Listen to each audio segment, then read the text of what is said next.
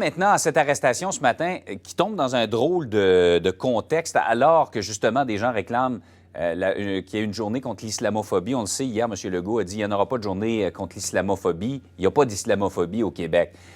C'est certainement pas un courant majoritaire, sauf que il y a lieu de se poser des questions à savoir s'il y a des gens qui ont des caractères islamophobes et il y a lieu d'avoir une réponse quand on voit le cas de Pierre Dion. Pierre Dion a été arrêté hier soir par la Sûreté du Québec pour une vidéo qui est extrêmement controversée, dans laquelle, pour faire une histoire courte, il défend Alexandre Bissonnette. Alexandre Bissonnette, c'est le tueur de la mosquée de Québec qui a été déclaré coupable. On attend juste la semaine prochaine de lui imposer, de savoir la peine qui va lui être imposée entre 25 et 150 ans. Vous voyez que Pierre Dion, c'est pas la première fois qu'il fait la manchette. C'est ce qu'on appelle communément un troll, quelqu'un qui est sur les médias sociaux avec des opinions assez extrêmes et qui n'a pas peur de les partager.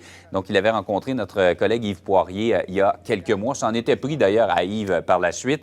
Daniel Thibodeau est de la Sûreté du Québec. Bonjour, M. Thibodeau. Bonjour, M. Guérin. On ne vous montrera pas la vidéo, j'ai pu la visionner, qui est diffusée, vidéo de 6 minutes, qui est diffusée depuis quelques jours. Comment c'est venu à vos oreilles? Donc, en fait, c'est un appel du public qui nous a mis plus à l'oreille pour les propos de ce monsieur, M. Pierre Dion, sur lequel il profère des propos haineux envers des groupes identifiables, dont des musulmans. Et donc, avec cette information, nos enquêteurs du service des enquêtes sur les crimes majeurs de la Sûreté du Québec ont obtenu un mandat d'arrestation. On est allé chez M. Dion et on a procédé à son arrestation. Il comparaît ce matin au palais de justice de Laval pour des accusations. L'article spécifique, c'est 319 du Code criminel qui prévoit une infraction pour des propos haineux tenus envers un groupe identifiable. Dans ce cas-ci, ça rencontre les critères. Donc, il a été arrêté, gardé détenu, et il va comparaître ce matin. Il est possible qu'il y ait d'autres accusations. On verra si la couronne, à l'étude du dossier, décide qu'il y a d'autres accusations qui peuvent être apportées. Qui découleraient également de cette vidéo-là? Possiblement, ou en cours d'enquête. On comprend que M. Dion ne s'est pas caché son identité. Il s'affiche. D'ailleurs, au mois de novembre dernier, il a été arrêté pour une infraction similaire avec des propos haineux. Il a été libéré cette fois-ci avec une remise en liberté. Et donc, c'est en cours judiciaire. Donc, il n'a pas eu son procès encore. Mais là, c'est, si vous voulez, une récidive.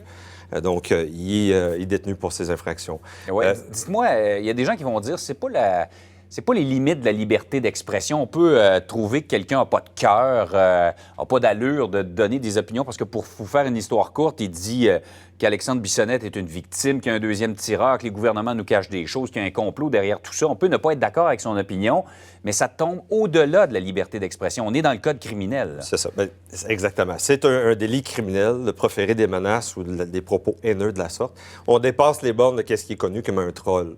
Ouais. Ça, c'est un cas criminel qu'on a devant nous. Des propos qui identifient un groupe avec des propos haineux qui incitent à la violence ou la haine envers un groupe identifiable.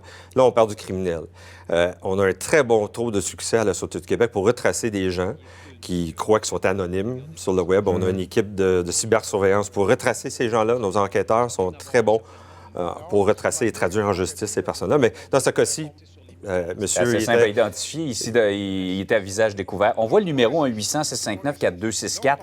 Si les gens ont des doutes, on voit des choses circuler comme ça, on se dit, il me semble que ça contrevient au code criminel. Il ne faut pas hésiter, donc, à avertir la police. Tout à fait. C'est le numéro de téléphone pour nous joindre. Mais on est aussi présent sur des réseaux sociaux, Facebook, Twitter. Des gens peuvent nous contacter directement via les réseaux sociaux pour signaler des cas comme celui-ci. Donc, comparution de Pierre Dion aujourd'hui au palais de justice de Laval. Poursuite de l'enquête, vous l'avez dit, il y aura peut-être d'autres accusations dans ce dossier-là. Daniel Thibodeau, merci d'être venu nous en parler ce matin. Bonne journée.